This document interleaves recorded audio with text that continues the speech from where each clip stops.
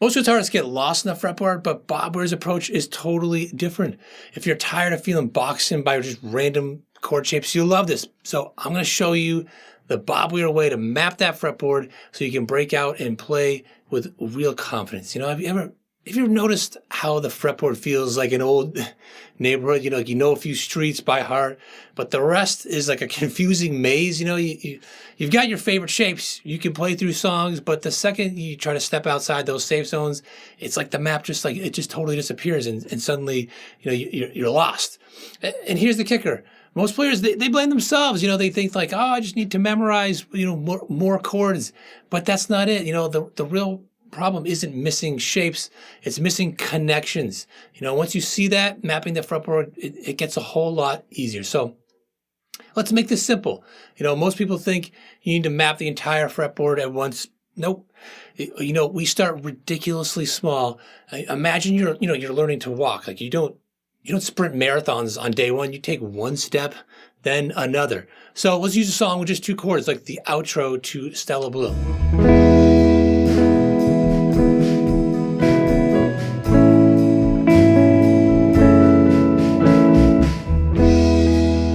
You know, here's an E voicing, you know, right here.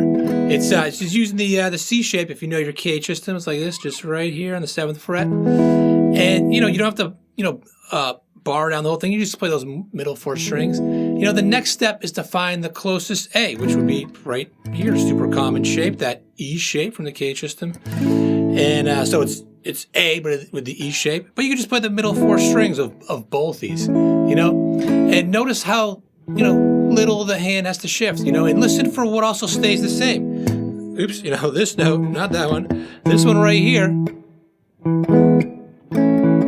it stays the same, you know, and when you hear that shared note and you hear like the minimal movement, you know, you're not cramming in like a ton of new info. You're teaching your hands and your ears what, you know, continuity feels like. You know, you just got to go back and forth, just back and forth. And really, especially if it's new to you, just get it under your fingers, like slow, you know, deliberate, you know, focusing on the movement. Like this part, you know, it's huge, you know. If there's a pause to think like, oh, you know, what's the next chord? And you know what I'm trying to play. That's practicing confusion, not, you know, a connection. You know, the goal is to make this movement just completely second nature. And there's a free KH cheat sheet below that maps out these nearest neighbor shapes in detail. That's really helpful and stuff. So, you know, most players though, they stop here thinking like that's it. But this, you know, right here, like this is where the fretboard finally starts to make sense. You know, here's the step that changes everything. Instead of 2 positions, use 3. Like this golden rule of just always doing things in 3. So think about the beginning of the loser chorus.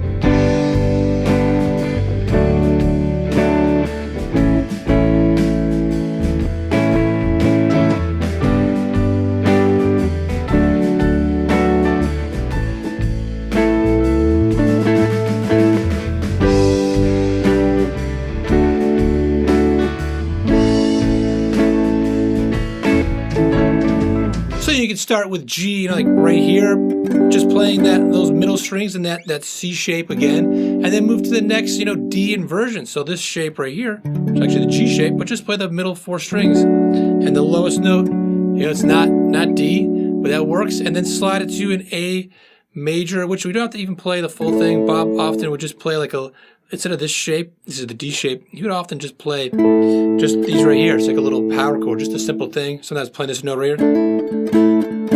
And it just, yeah, makes it a lot easier. It's just like his typical go-to for this shape, this area.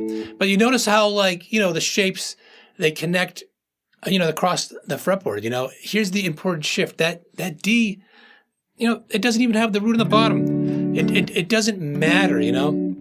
It doesn't need it like that. And this is exactly why rhythm guitar, you know, how it starts to finally make sense. You know, most players, they stick to like these big shapes for thinking, oh, they need even more than they see it in some chord book, and oh, you got to learn it like that, and that's it. You know, these big boxy chords, you know, they always have the root on the bottom, but the real movement happens inside these little inversions where you You get that smooth sound.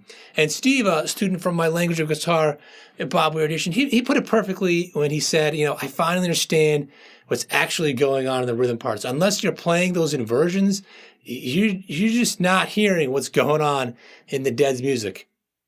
And now, the question changes, where's the next G chord and the next one? So you want to practice these three positions until you don't have to look, until your hands just know where to go. So you think, okay, here's a G right here, here's a G here, here's a G here, and you just keep going, through those, so you don't have to think about it. You just cycle through all three shapes. Like you see, I'm doing it right now, and I'm talking while doing it because I've done this so many times and I don't have to think about it. You want to listen, for how they connect and how they sound and how the sounds like shift, but they still stay familiar, And when you hear how these three shapes, they like talk to each other, the fretboard stops feeling random. At that point, something clicks.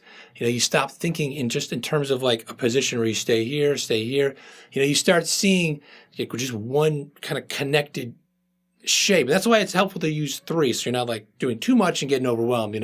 Most players, they treat the fretboard like some separate maps, like this shape here, okay, then there's this shape over here, but like nothing in between, So instead, link, these three positions into one larger map. Like take the start of the Casey Jones verse.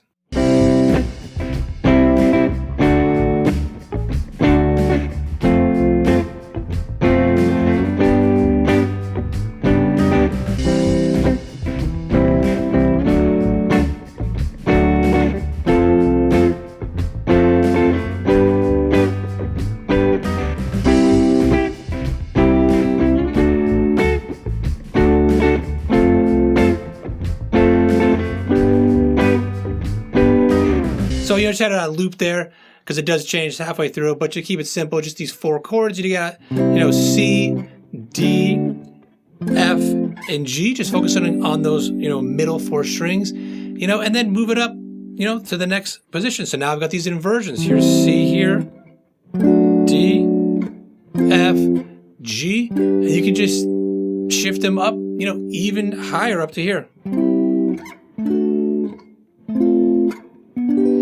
And you start to notice how the fretboard opens up as you connect to like each spot. It's like the second time through, I shifted up, kind of brought the energy up, and then the next time it's like even more energy, And this isn't about like calculating; it's about navigating. Like that's the goal. Bob wasn't just searching for shapes. Like these connections were already like they already built into his hands and into his ears, And there's again that free Kate sheet. Cheat sheet, if I can say that right. It's down below, and that that shows you exactly how these shapes link into just one big map, not just isolated boxes. And the way to get there, it isn't speed. It isn't trying to like cram it all in or practicing real fast. It's slow, intentional practice that turns movement into like instinct. I remember back in college, I took a cognitive psychology class, and the professor said something that really struck with me. It's not practice makes perfect. It's perfect practice makes automatic, which there's no such thing as perfect, but like ideal way of practicing like that. And when she said that really hit, that hit me, she meant that like grinding through reps, it doesn't cut it. What matters is practicing the right way every time until it's just second nature.